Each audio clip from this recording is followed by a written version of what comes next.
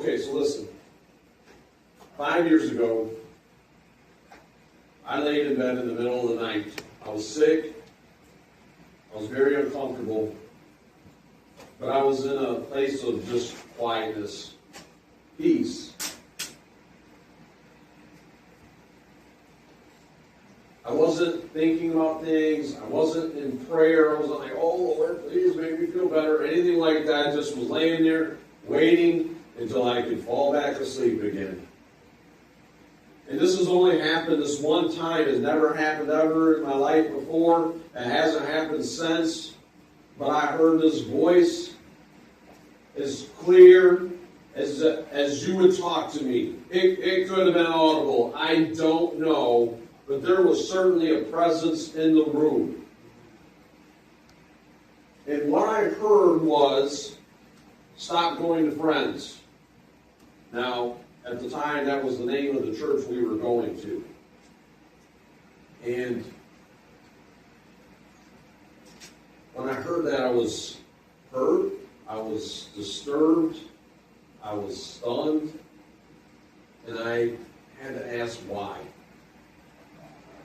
Not why as I'm questioning his authority, but like why as I'm seeking understanding.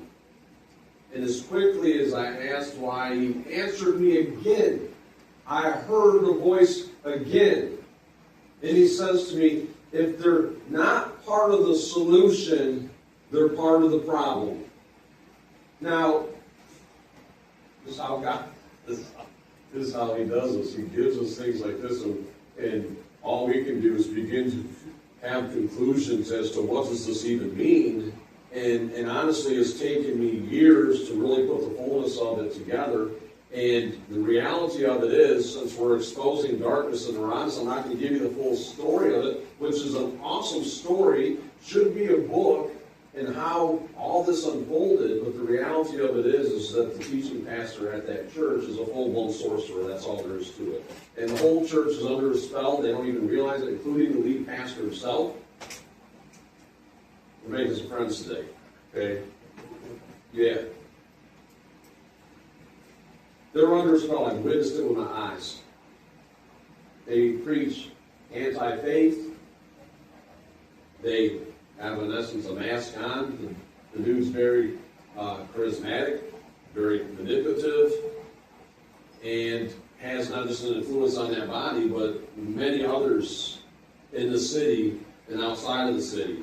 And my point of bringing this up isn't to put him or them out on Front Street as much as it is to tell you what was told to me. Because what happened is just recently, within the last 6 months or a year or something like that, I'm sitting in another service somewhere. I don't even remember where. I don't remember where I was, who was speaking. I don't even remember what was being spoke about. What I remember was that it was something wonky. There was something off about it, and I discerned it. And just as I did, I hear a thought, not as crisp and clear like it was that night, but this thought was that they're not part of the solution or part of the problem.